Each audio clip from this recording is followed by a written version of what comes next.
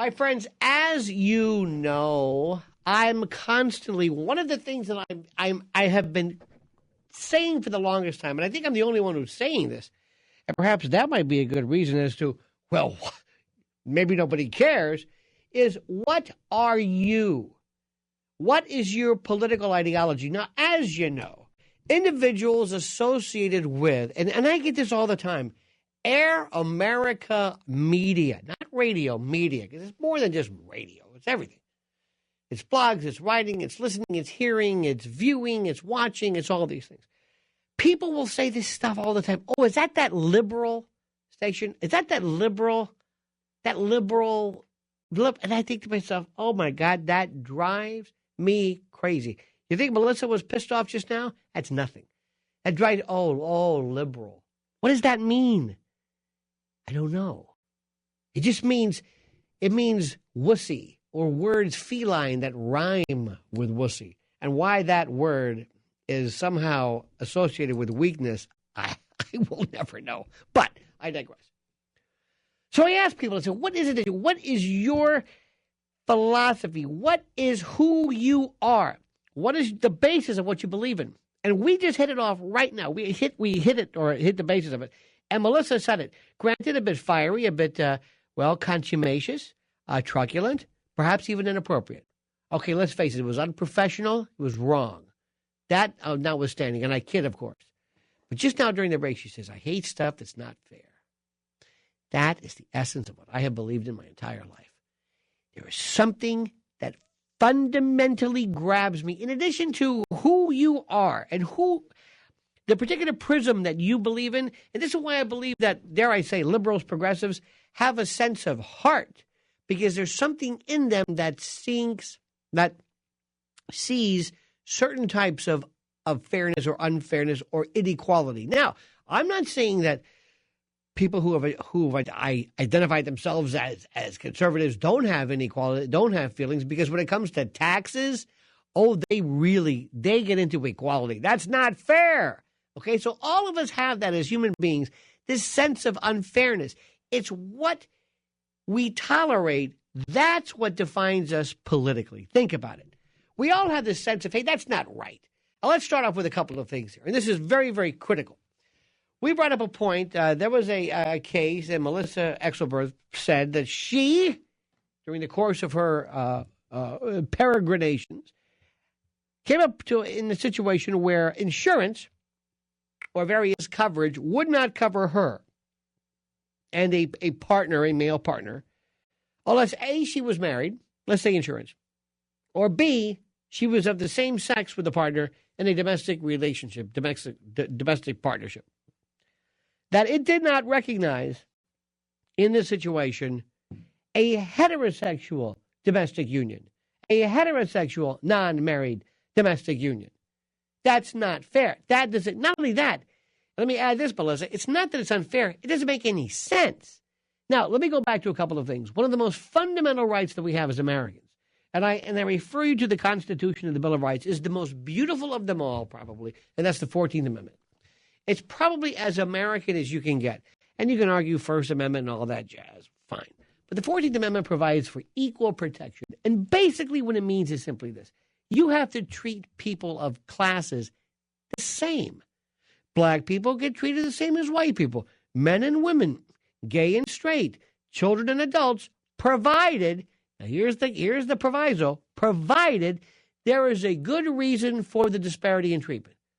There has to be a reason for it. This is where most of us will agree. For example, let's take minors. Ask kids today. Ask a child, what do you think? And they'll say, I'm a second-class citizen. I'm 15 years old. I can't drive yet. I'm not legal. I'm not a baby. I'm kind of in this limbo, and they treat me, I have no rights. Okay, fine. That's a legitimate concern. We were all 15 or whatever the particular age was. But do children, strike that. Do minors have the right to possess a firearm? No. Seek as a juror, run for office, or sit as a juror, run for office, enter into contracts? No. Get married? No. Unless you're in Arkansas, there are some provisions for that. You can be 14 with parental consent. Serve your country? No. there are certain things that we say, yeah, but that makes sense. Should an infant be able to drive? No, that makes sense. That's disparity in treatment. Yes, it is, but that disparity makes sense. Now, should women not be able to drive? Yes. I kid, of course. Why do we treat people differently? We have to have a good reason. That's what this is about. What Melissa just talked about before is the reason that is behind the gay marriage debate. And up until this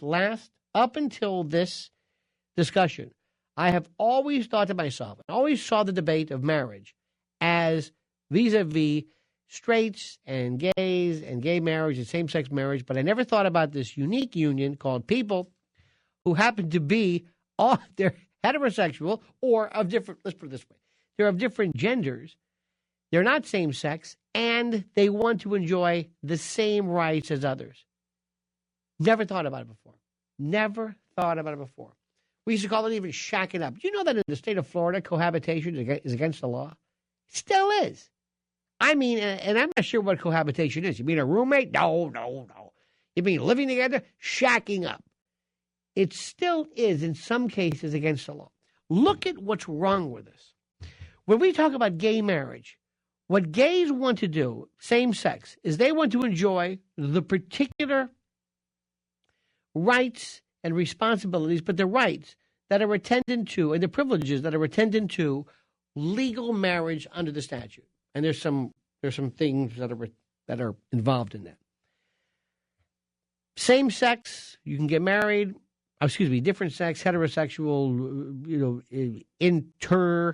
intergender marriages, fine. But there is that unique. I never thought about this before. The man and woman who is not married who wants to get married, or who wants to enjoy the benefits of marriage without being married. And there is no provision whatsoever. There may be under some particular cities and jurisdictions for same sex. I don't know. But I will tell you this. When it comes to the notion of men and women getting married of the same sex, that they want to enjoy marital benefits, I am telling you, and it hasn't really been in the news that much, but it has nothing to do. Marriage has nothing to do with what you think it does. It's not about love. It's not a commitment. It's not about any of this stuff. That's the romance.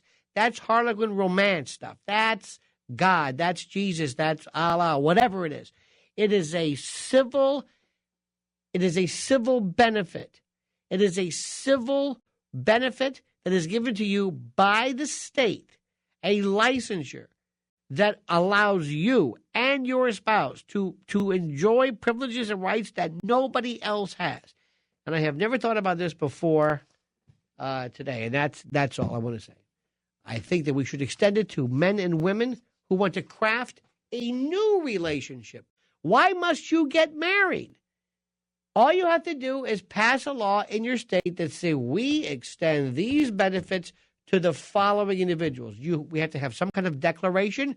You man and you woman are joined together in this thing called civil union. You are of different sexes. That's it. Added to the list. So what? It's not about love. It's not about happiness and birds and all that kind of jazz. It's nothing about that. It's not going to change churches, religions don't have to agree to this. I agree 100% with that. Thanks to you, Melissa Exelberth.